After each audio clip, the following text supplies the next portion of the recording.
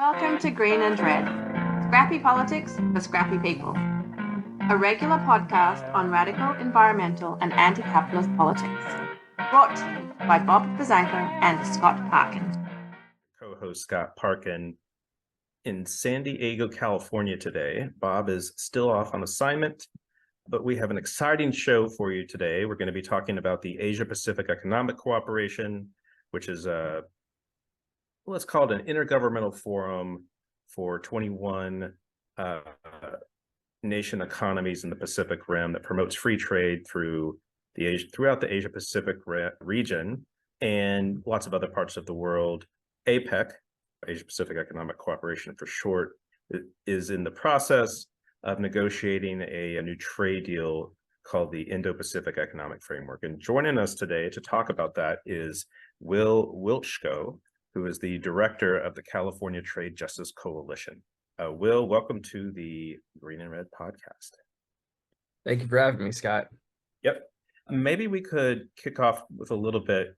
APEC is a free trade forum. It's a transnational economic institution in some ways, something in the tradition of the World Trade Organization, the free trade area of the Americas. Maybe you could just actually talk a little bit about how APEC fits into the free trade trajectory that we've seen in the past 40 or 50 years.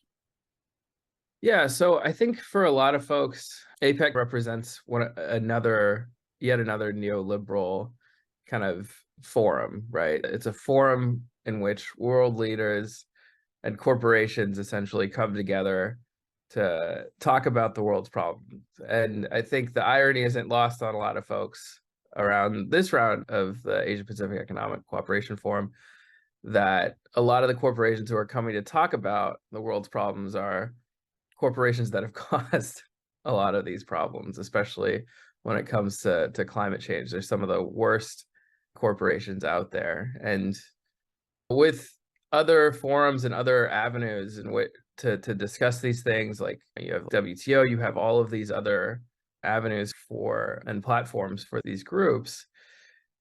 A lot of the things that people ask and a lot of things that folks on the ground ask themselves is, what about me? Like, how am I represented here? And I think like those things, APEC does not represent the ordinary folks on the ground. It's big deals, big conversations being had in ordinary folks' names, but without actual representation from those folks. And what that looks like a lot of the time, and I think the thing that a lot of people can understand pretty quickly is if you tie it into the fact that there's so many lobbyists at all of these things, right? There's a ton of lobbyists. Corporate lobbyists are all over these negotiating rounds. The corporate lobbyists are all over these like forums. It's just one of those things in which corporations have more of a say than ordinary folks. And what that leads to all too often is inequities when it comes to how trade policies are written, inequities when it comes to how laws are made, inequities when it comes to which policies and which mechanisms for combating things like climate change are actually followed through on. And it's alarming, I think. I think the more people find out about this, the more they get alarmed. And I think that's rightfully like an important thing. We're in this sort of moment in history that some have termed as a polycrisis, where we have an economic crisis and we have this widening wealth gap in the world. We have the rise of a far right, which actually opposes institutions and agreements like this. We have the climate crisis brought on by the fossil fuel economy and fossil fuel extraction and combustion. And one of the sort of narratives that the free trade advocates have been putting out there since, for as long as that I can know of, when we think about like the North American Free Trade Agreement or the WTO, is that this is what's going to help improve the lives of ordinary people. This is what's going to help environmental regulation. The market will help improve these things. And it hasn't, as you just stated. We actually see who it's truly benefiting. But what sort of response has that led to through this sort of trajectory of free trade in different parts of the world? What has been the sort of backlash against free trade look like?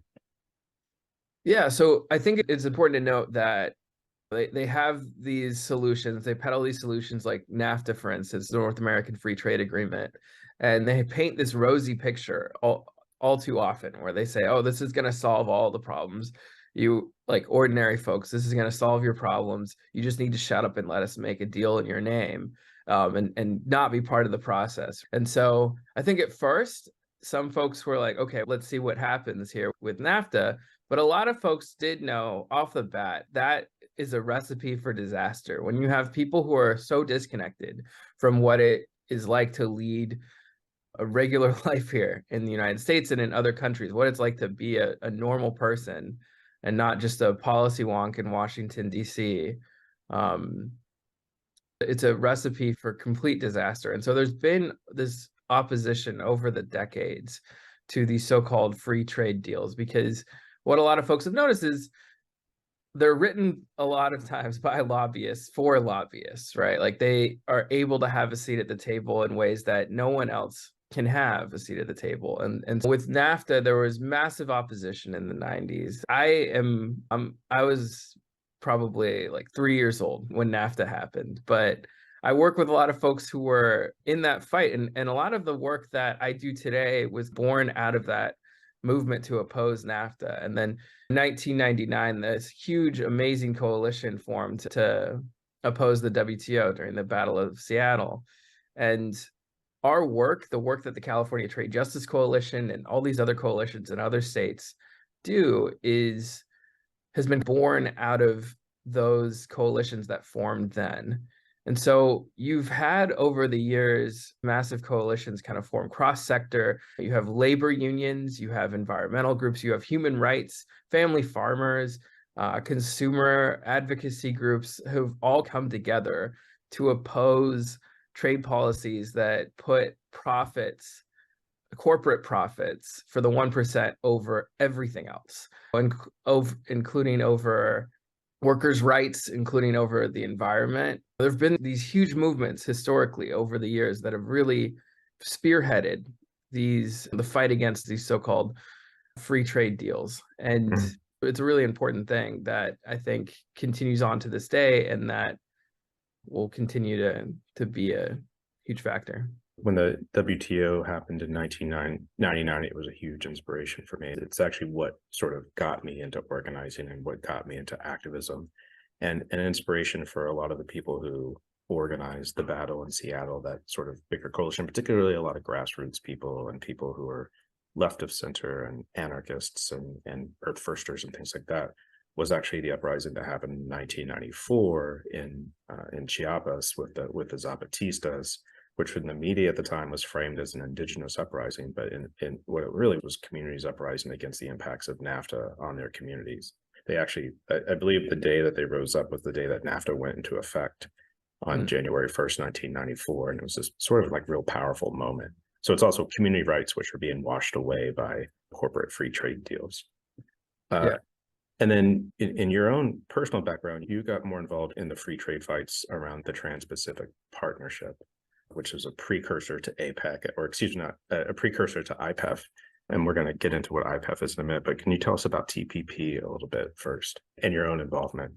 Yeah, so after graduate school, I was working on the Bernie Sanders campaign, the presidential campaign in 2016. And then from there, I ended up doing this job, or a version of this job, where I was the lead organizer for the state of California opposing the Trans-Pacific Partnership, or building opposition to the Trans-Pacific Partnership amongst members of Congress here. And that trade deal was basically, as we called it, NAFTA on steroids, right? Like it had so many giveaways for big corporations. It would have locked in these patent monopolies for big pharma. It just would have caused immense devastation on a scale that we had never seen before. And so what that fight was about was really about, it was a continuation in a lot of ways of the fight against these kind of free trade deals, right? Like it was a fight that brought a lot of folks together from all kinds of different sectors and spaces to really push members of Congress and push this country away from the beaten path, which was just blindly supporting these neoliberal trade deals. And so it was a very successful campaign in a lot of ways. Like every presidential candidate came out against the Trans-Pacific Partnership ultimately. Donald Trump, when he took office, he claims he killed the Trans-Pacific Partnership, but that's a lie, right? Like he actually, you would never expect Trump to lie. I just want to yeah, say, no, he never. But basically, he like never hid in a bunker either. I'm just saying. yeah, no, not the bunker, but yeah, he essentially took credit for the work that working people did when he said he killed the Trans-Pacific Partnership. That's like his specialty, taking credit for work that actual working people have done. And so what happened was like we had built opposition throughout the country to the Trans-Pacific Partnership so that there were not enough representatives to support this thing. Representatives had been coming out left and right against the Trans-Pacific Partnership before he got elected, before he took office, so that they did not have the votes necessary to pass this thing.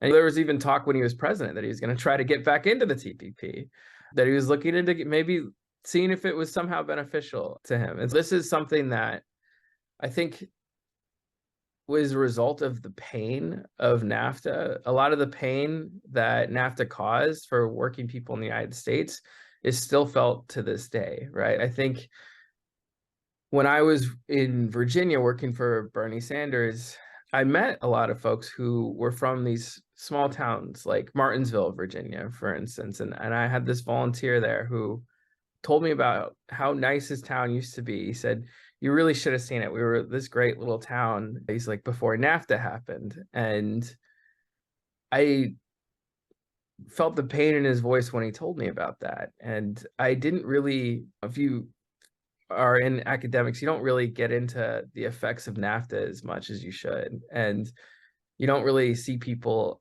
a lot of times you could feel distance from people's pain until you hear their stories up close and personal. And I remember feeling his pain around that. And he said that he was supporting Bernie Sanders because Bernie was against the Trans-Pacific Partnership. And that to him was NAFTA, was the new NAFTA. And that pain still exists today within a lot of working people. A lot of people have felt the impacts of NAFTA. At one point, 2 million Mexican family farmers lost their livelihoods like almost overnight because of NAFTA.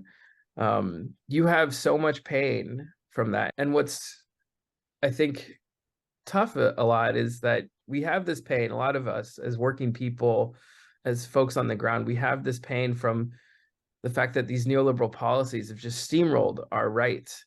And there's always the question when you have pain, what do you do with it? Do you feel the pain, but is there a constructive way? Is there an outlet for that? And the outlet for that was fighting against the Trans-Pacific Partnership for a lot of folks. And that's how we did it. Like we overcame billions of dollars in corporate lobbyist money to really oppose this thing and get Congress members throughout the country to come out in opposition of it. And that's something that I've always found inspiring about this work, is that even when you're up against billion-dollar lobbyists, like if you have compelling stories and you have real stories and real people behind your movement and not just empty talking points written by ChatGPT or something, then you could really build momentum to advocate and to fight for things that nobody can. Like we could build momentum on a level that no corporation can. And so I think that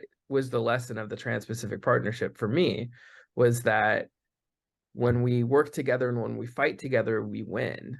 And so that's what I hope we take into the work that we're doing now on APEC and IPEF, is that there's so many people that are working together on this. And I know we'll talk about this a little bit more, but there's so many amazing different groups who are coming into these organizing spaces with experiences, with their own devastating impacts from what neoliberal policies have done to them, that we have the makings of a really big, powerful movement here. Maybe I want to say that's a very powerful story about the guy in Martinsville, and how that those stories and that energy and that reality on the ground is we've been able to channel that into fight against some of these trade deals and corporations. In the work I do, it's around communities which are impacted by fossil fuel extraction or climate change or what have you. And moving into what we're going to talk about next is we're now in the process of organizing and channeling similar energy into fighting APEC and IPEF. And maybe we could just start off a little bit about telling our audience a little bit about what IPEF is in particular, and then we'll also get into a little bit more specifics on APEC. Yeah, I think that's really important. And one thing I wanted to note about Martinsville was after I talked to him that day about Martinsville, I looked it up online. I looked up Martinsville, Virginia, and the first article was Third World in the United States, Martinsville, Virginia. It sat with me. I'll say I don't typically like to speak for him, but my co-host Bob Bazenko is actually from Youngstown, Ohio, and which is a town that has also been gutted by free trade agreements over the decades, and often has many stories like that. And many of the people he talks to are like people who either voted, they supported Sanders, and then when Sanders was out, they supported Trump because Trump dishonestly, however, spoke to those people's pain and talked about the free trade agreements of the Clintons and the Obamas, et cetera. Yeah, no, that pain is real, and that if to ignore that pain is just a huge mistake. And also bad for people like Trump to exploit it. Yeah, no, it's still there. Like that pain has not gone away over the years. People are still feeling that pain and still reeling from the impacts of NAFTA. And you have politicians and elected officials who for decades have been saying, oh, this was a great thing. This helped us so much. And you lost your job. You're going to know this didn't help. Your factory closed and shipped overseas. The work was shipped overseas. Yeah. And I think the thing that's important is like your job gets shipped overseas, but it's not like the folks in the other countries have it good either. It's often shipped to a place where people are paid starvation wages. It's really, I think the work that we've done that really distinguishes us from some of the nationalist language out there is that we're talking about working people all over the world versus the 1%. Because it's not like working people in Mexico benefited from NAFTA. Like this destroyed their livelihoods just as much, if not even more, than it destroyed folks' livelihoods here. And it's really a trap that is set by a lot of folks on the right to pit working people against each other in these spaces. And I think that's what's so important to distinguish. But I definitely want to talk a little bit about IPEF here. And so one of the most concrete things that the Biden administration wants to announce at APEC is something called the Indo-Pacific Economic Framework, which goes by the acronym IPEF. So this actually has a lot of the same, probably, I think I need to check it, but I'm pretty sure it's most of the same TPP countries. It's another trade agreement, essentially, with the same countries that would have been in the Trans-Pacific Partnership. This will set binding rules governing approximately 40% of the global economy. It'll also become the framework for subsequent trade pacts.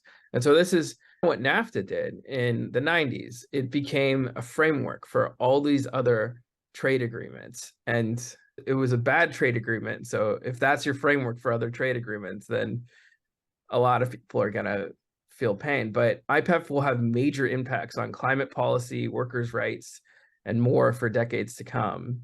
And so historically, with very few exceptions, the rules written into U.S. trade agreements have benefited big corporations at the expense of working people. It's benefited big corporations at the expense of family farmers, consumers, and the environment, both here in the United States and abroad. Trade deals have helped big pharma expand their monopolies and jack up medicine prices. They've helped big ag undermine food safety and consumer right to know regulations. They've helped Wall Street dismantle financial regulations. Big tech right now is trying to use trade rules to attack consumer privacy and AI accountability. And a wide range of corporations have used trade rules to shift good paying jobs around the globe to wherever workers are most exploited and where environmental regulations are the weakest, right? And on top of that, big oil, big gas, big coal, and other extractive industries have been granted special powers within trade agreements to attack the environmental movement's climate victories. So one example that I think will resonate a lot with you, Scott, is at this very moment, a company called TransCanada has a $15 billion trade. It's actually TS Energy now is what it's called. TS Energy. TC Energy. TC Energy, yeah, TC Energy. $15 billion trade challenge against the United States over the Biden administration's refusal to grant it permits for the Keystone XL pipeline. Another company has a suit against Quebec's decision to ban fracking under the St. Lawrence River. It just goes on and on, essentially. It's like this is written into trade policies that they're allowed to challenge any kind of environmental regulation. When we talk about trade attacks on climate, which is actually, I believe, a demand of at least part of the new APEC coalition, that this is what we're talking about, correct? Yeah, recent example with the Inflation Reduction Act, which unfortunately is probably thus far the most ambitious climate legislation the U.S. has ever passed. Obviously, it's not nearly enough to prevent climate catastrophe, but right now its climate provisions are being threatened by trade attacks by multiple countries. And the Biden administration is spending huge amounts of time and money trying to deal with those trade attacks. So yeah, it's just like constant. And it makes it so that any environmental victory that we have is temporary or up for attack, essentially. And a lot of people say it's the United States. The United States can do whatever it wants. It doesn't really have to abide by these trade deals that it sets. That these agreements are just set to help U.S. corporations. But that's not true. We're being sued for $15 billion right now. And there's a good chance that we'll lose money over that. But this happens in other countries and they're forced to pay like tons and tons of money because of these lawsuits. And it undermines any attempts to combat climate change or any attempts to regulate some of these industries.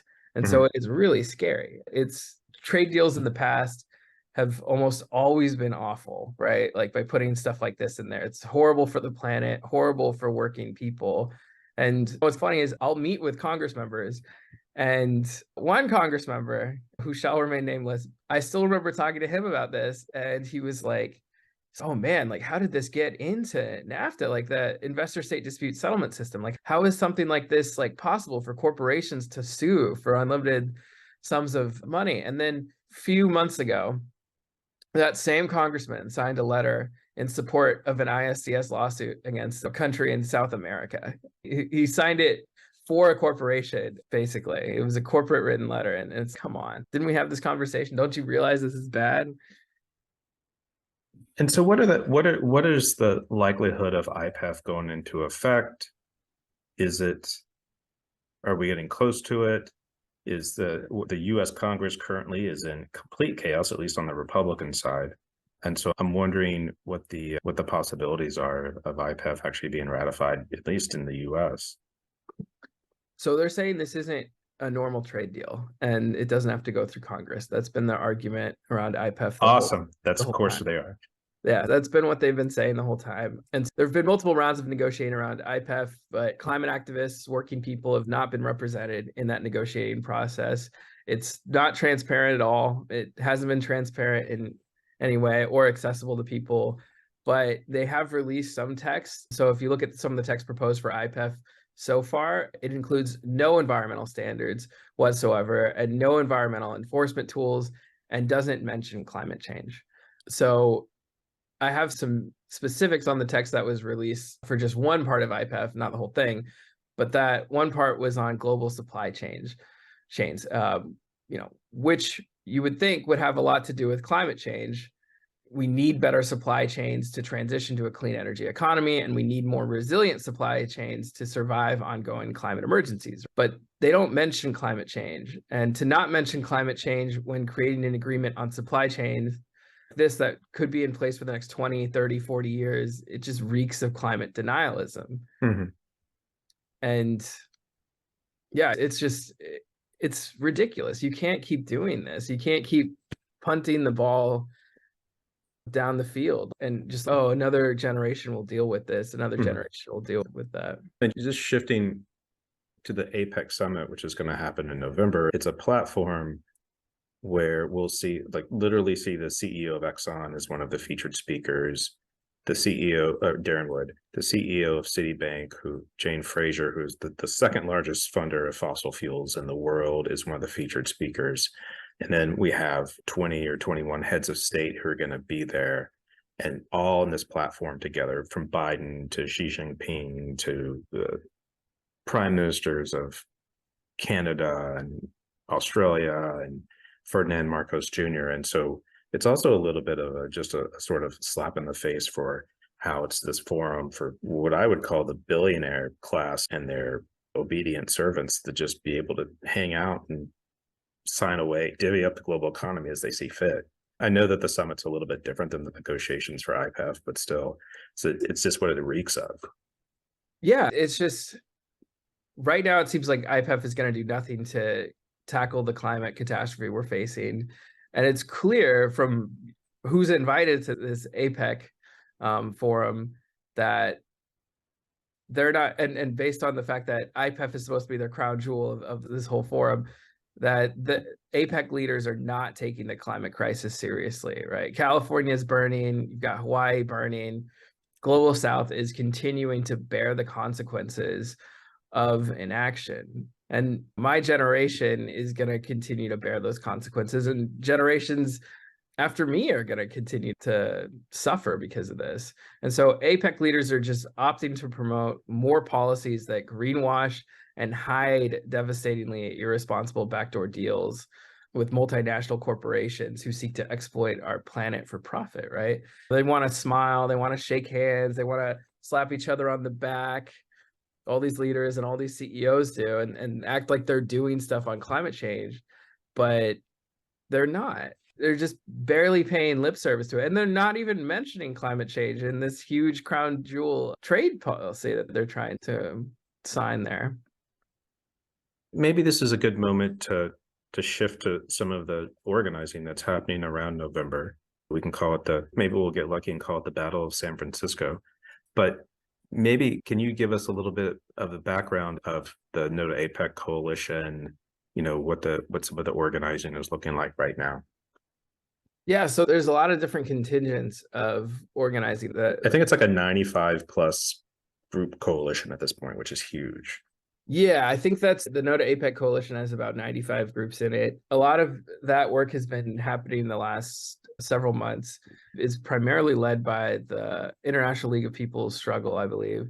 And they're tackling it from the angle of essentially like it's an umbrella, but it's also like a lot of it is anti-imperialism. And so I think that is an important angle, especially when you got some of the countries here who have some of the worst records on human rights and labor rights that you can imagine. I think that's, critical here to the conversation. But then there's also a climate contingent, which is what we're part of, Scott. And that has a decent, I think almost 50 climate organizations too. So it's like almost 150 organizations that are coming together under this to try to oppose business as usual here and oppose the lack of like actual policies here that are coming out, and also just like the neoliberalism of this whole thing, right? I think that it seems to be like one part neoliberalism, one part militarism or imperialism, however you want to call it, and then one part around the climate crisis. And lots of other issues at play. It's a movement of movements moment for sure. Yeah, and I think that on the climate front, for sure, we're all concerned about greenwashing and lack of climate justice in APEC talks as well as in IPEF.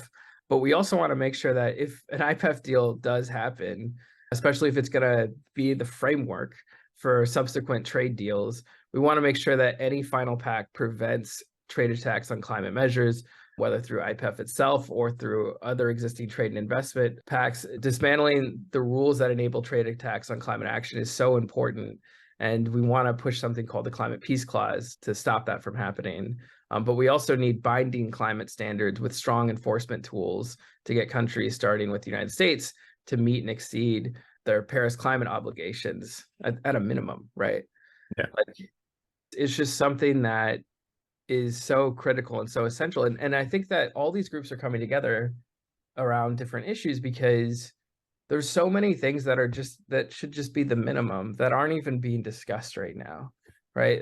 Instead, we have these photo ops with world leaders who pretend to take action, but instead just let continued devastation hit all of our communities. And so we have this broad coalition, we have these kind of side, like other coalitions forming as well, and other movements coming together. And this is, as you said, like a real turning point, I think, in the way that people react to neoliberal trade policies and neoliberal policies. It's something that I think is needed, like at every stage. We constantly need to organize around these things.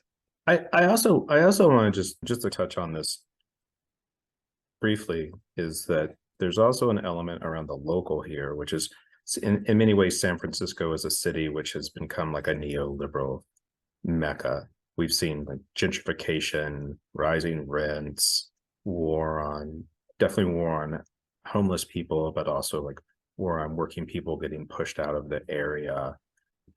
We've seen tax breaks to big corporations, particularly big tech, to be able to set up their offices along Market Street in San Francisco. And so the San Francisco mayor, London Breed, San Francisco has a little bit of a bad reputation in the US media right now, and she's trying to improve that. But part of the way she's doing that is just like increasing this sort of neoliberal image. And of course, the main way in which you enforce that neoliberal image is you put a lot more money into like police budgets. And there's something like $10 million going into like police budgets for security just around APEC. Yeah. Big tech is one of the biggest groups right now that's trying to influence IPEF. They've been trying at every stage to put things in it for themselves. There's this idea in San Francisco that big tech is going to save us. Big tech is the solution. But I was born in San Francisco, and over the decades, I've seen big tech carve out San Francisco and hollow it out, push through gentrification, all these artist communities out, and essentially turn it into what it is today, which is a shell of its past. And so I always find it personally frustrating when politicians just immediately try to cater to big tech interests. And that's one of the things that's really happening here, right? That's what's happening with the state of San Francisco politics today. It's just all about catering to big tech and downplaying the issues that are actually happening. Doing its best to contain the social problems of the city. Yeah, but those are caused by big tech, right? Like those are a result of what big tech has done to this city. And I grew up, I didn't grow up in San Francisco. I grew up in the Monterey area. And I used to always dream of coming back in college or after college and moving to San Francisco. And it's just been unaffordable, right? I remember realizing that, I would need 8 roommates to be able to live in San Francisco after college. Or get in on some good rent control, which they're trying to do away with.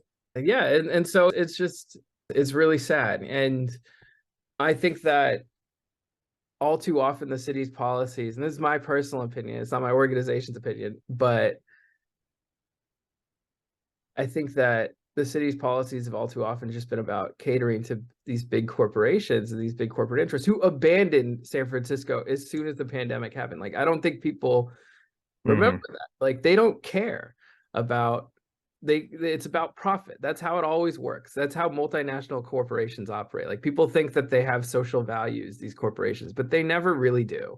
It's all about profit. If profit gets in the way of any purported social value, they will drop that social value or downplay it or do what they can to not really act on it if they can maximize their profits, because they're accountable to their shareholders, not the people. And so I think it's pathetic and annoying, like every time someone acts like corporations are going to come in and do social good, because they have failed time and time again. And we have so many examples of them coming in and failing us. And this APEC forum for a lot of folks just represents another attempt to cater to multinational corporations. And it's like the city of San Francisco's catering to these corporations by displacing people and putting money in, even though we have this like huge budget deficit. We're putting tens of millions of dollars into this thing. like putting money into that. And then our world leaders are catering to these multinational corporations. And it's so's Gavin Newsom as well. Aren't these the multinational corporations that literally funded fake papers from like academics to discredit climate change? Don't we remember that these are the same corporations that did that, and we're going to act like they changed? It's like some of the worst corporations in history when it comes to climate denialism, and we are catering to them through this event. And it's embarrassing, and it's also shameful that these are the leaders who claim to represent us. And it's worse because on IPEF, this is a deal being written in our names. Like these trade policies, people often forget. And I think that's the trap that a lot of folks want ordinary people to feel, is that they don't have a say. You're not an expert. You shouldn't have a say in how this trade policy is done, but you should have a say because you feel the impacts of it, and you are a person in whose name this thing is being done. And so much is being done by our country, by our governments, in our names, that none of us agree with, or most of us don't agree with. And so I think that's something that is also outrageous about this forum and about IPEF in general, is that like all of this is being done in our names and we're not even allowed a seat at the table. Like that is untenable. That's not democracy. That's oligarchy, right? So that's complete oligarchy. And it's something that I think resonates with a lot of folks, because a lot of people have been organizing around the city of San Francisco, catering to APEC folks around this and putting all this money in. And I think it's an interesting point to organize around, but it's thematically the same as what we're arguing against IPEF and APEC leaders. It's like, it's about multinational corporations being allowed in and ordinary people being shut out. And that, absolutely. It's just my sort of wrap-up question then is, as ordinary people, even ordinary San Franciscans, which are being shut out, when do they need to start showing up? When are we going to be doing things for them to show up and voice their opposition and their resistance to this? So there's a lot of actions that are going to be happening in November. Let's just hit some of the big ones. We can hit some of the big ones. Yeah, so I could say that we're doing a workshop at UC Berkeley on the 8th, and it's basically a workshop on climate. November 8th. November 8th. It'll be an intergenerational workshop. Folks are invited to that. They can find out more at bayclimateaction.com. But there's going to be a lot more. So on Saturday, the 11th, I know there's going to be a counter summit that the No to APEC Coalition is doing. We're going to definitely be doing a panel there. And that's November 11th on Saturday. And then Sunday, there's going to be a rally. And we're hoping to get folks out to that, especially in the climate contingent. But then on the 15th of November, there will definitely be some kind of different kinds of actions from a broad range of organizations, from labor unions to climate organizations to folks. No to APEC Coalition. Yeah. And so it's going to be this huge, there's going to be a lot that happens on the 15th. And so the best way to find out about that stuff is... And just so folks know, the 15th is the big day of the CEO Summit. One of the first big day of the CEO Summit, the APEC CEO Summit. So we plan to be in the streets for that on November 15th, early in the morning.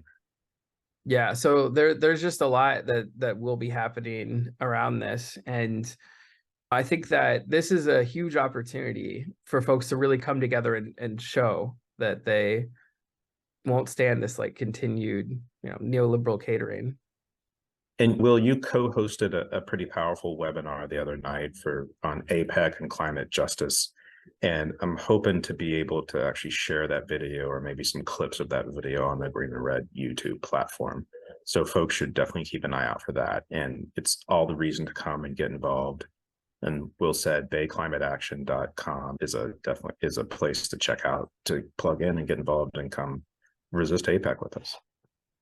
Yeah, no, I think it's going to be this huge opportunity for all these different organizations to come together, and all of us as people to really express, our dissatisfaction with the status quo, right? Because it's untenable. It's not something that can continue as it is.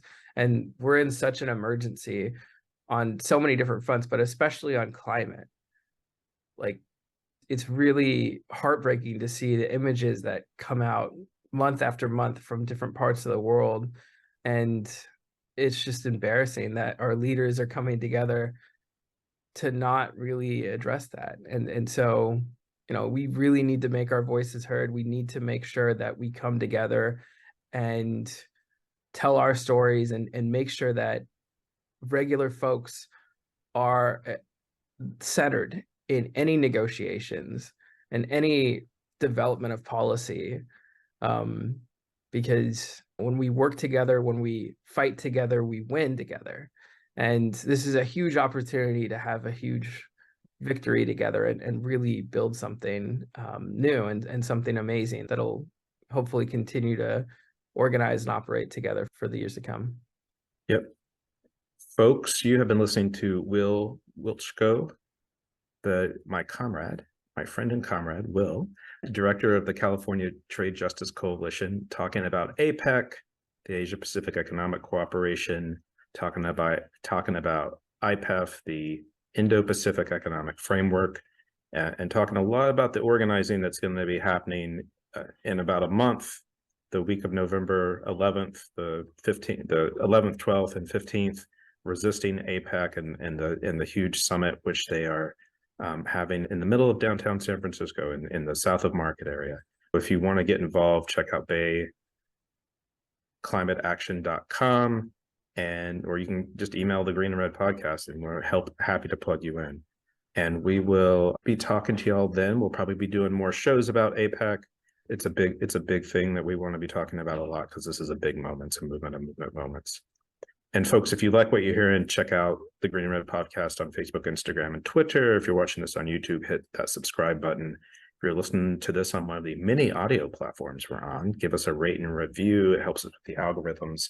And if you really like the Green and Red Podcast, go to greenandredpodcast.org and hit that support button, or become a patron at patreon.com/greenredpodcast. Will, it's been good talking with you. Do you have one last thing to say? Were you going to throw something out there? I thought you were going to say something.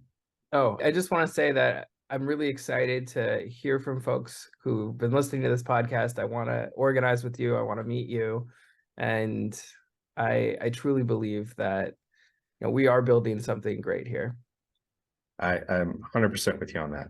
Folks, everyone else, come misbehave in San Francisco at APEC and make trouble. And we'll talk to you all again real soon.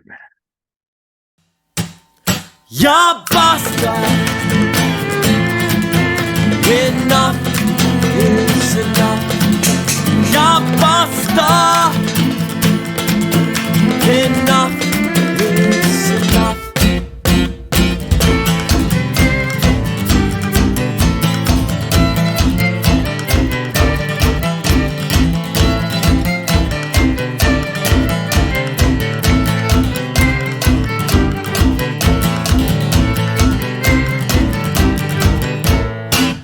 Why are we angry? I say, look at history. The cause of all our troubles, it is not a mystery. There are those whose lives are easy, there are those whose lives are rough. Now is the time for us to rise and cry out, enough is enough. Borders, enough nations, enough corporate exploitation, enough racist air pollution, enough racist institutions, enough chains and enough cages, and enough starvation wages, enough highways and gas stations, enough control by corporations. We won't take it anymore. Yeah, this is class war. We'll fight you in the streets, and we will dance in your defeat. Ya basta. Ya basta.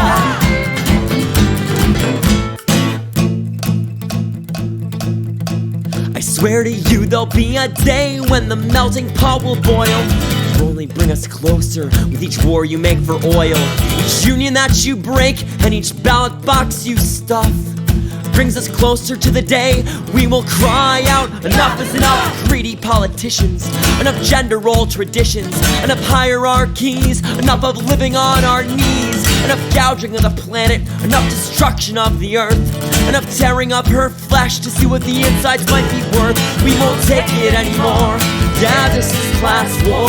We'll fight you in the streets, and we will dance in your defeat. Ya basta. Ya basta.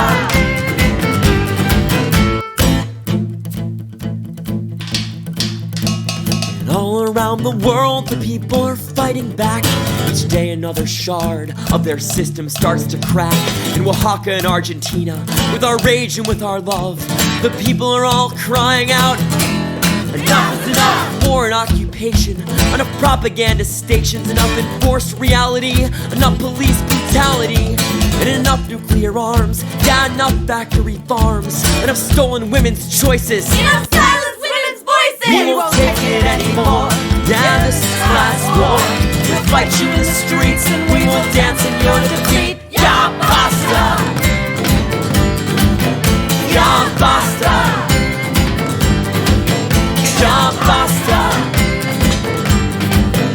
Ya basta. Enough words have been said, enough songs have been sung, enough protests have been had, enough banners have been hung. We are many, they are few. There is so much we can do when we use what we have learned, fight them on our own terms, because they need us, we don't need them. It's our sweat and labor on which they all depend. They need us to drive their trucks, they need us to shine their crowns, they need us to be the cops who beat our comrades down. But what good are all those laws with no one to institute them? What good are all those guns? There's no one there to shoot them. We won't take it anymore. Yeah, this is class war. We'll fight you in the streets and we will dance on your defeat. Ya basta. Ya basta. Ya basta.